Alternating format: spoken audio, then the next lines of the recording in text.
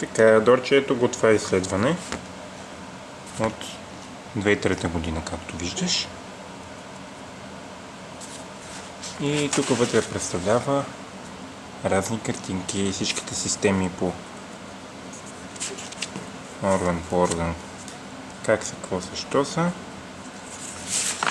И съответно по-надолу има тук всичките органи един по един.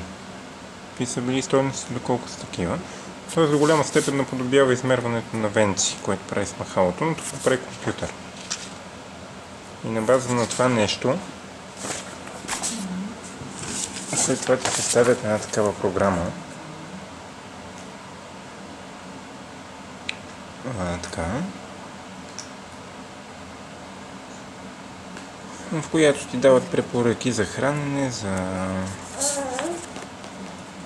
други неща, които можеш да правиш. Така. Можеш да се го спираш на пауза и си го четеш.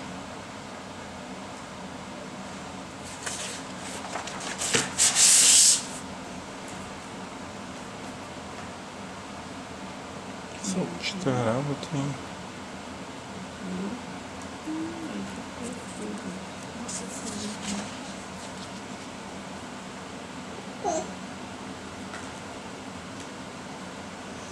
Де факто мисля, че това ще е същото сега, въпреки че